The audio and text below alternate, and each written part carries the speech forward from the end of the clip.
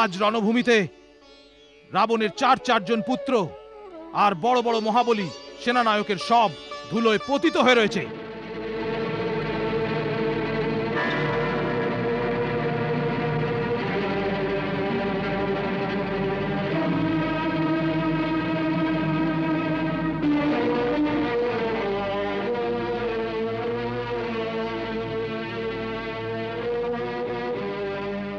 এই দৃশ্য তো দারুণ প্রভু, কিন্তু আমি সেই দৃশ্যের কল্পনা করছি ভগবান, যখন সমস্ত লঙ্কা এক মহাশ্মশানের মতো মৃত শরীর দ্বারা ভরা থাকবে আর তাদের জন্য কাঁদবার কেউ থাকবে না। প্রভু, যুদ্ধের পরিণাম কতটা ভয়ানক হয়।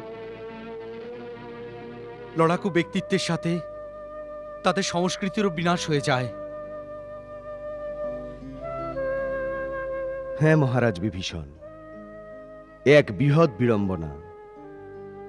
সর্বদা ধর্মের শক্তিকে অধর্মের শক্তির বিরুদ্ধে শান্তি স্থাপনের জন্য যুদ্ধ করতে হয়। সত্য তো এটাই, মানবের সবচেয়ে বড় শত্রু স্বয়ং যুদ্ধ।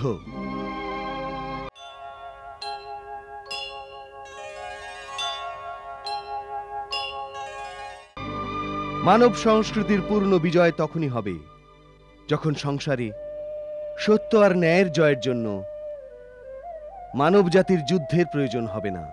এ যে খেলা প্রাণ উৎসর্গেরই ঘন ঘোর তাণ্ডব মৃত্যুরি, একে থামাও কেউ থামাও কেউ থামাও, কারণেতে কত যে আখির জল যায় ঝরে, কত যে প্রাণের প্রিয় যায় সরে।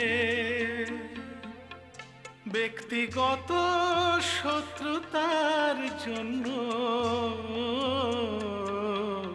কত যে নির্দোষ জ্ঞান মরে, কত যে নির্দোষ জ্ঞান মরে।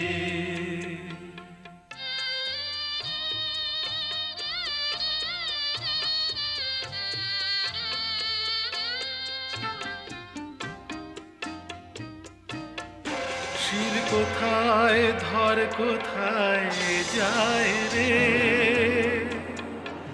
মিটে গেল পরিচয়টুকু যাদের, কিভাবে এখন এদের অন্ত্যেষ্টি হবে, কে নিয়ে যাবে বা শ্মশানে, কে নিয়ে যাবে বা শ্মশানে।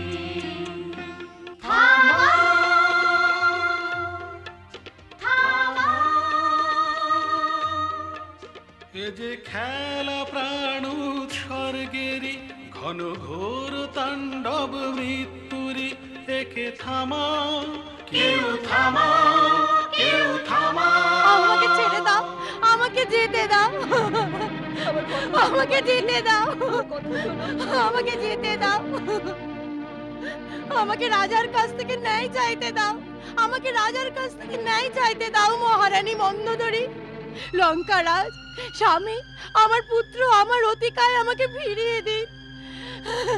আমার মমতার ঝুলি শূন্য করবেন না। আমি রাজার দরবারে ন্যায় চাইতে এসেছি, নিজের পুত্র চাইতে এসেছি। এক মায়ের উজাড় হয়ে যাওয়া আঁচলই আমাকে তোমার দরবারে টেনে নিয়ে এসেছে। আমার বাঁচার একমাত্র সহায় আমার অতিকায়। আমাকে ফিরিয়ে দিন, ফিরিয়ে দিন আমার চোখের জ্যোতি, আমার মমতার মুক্ত, আমার অতিকায়।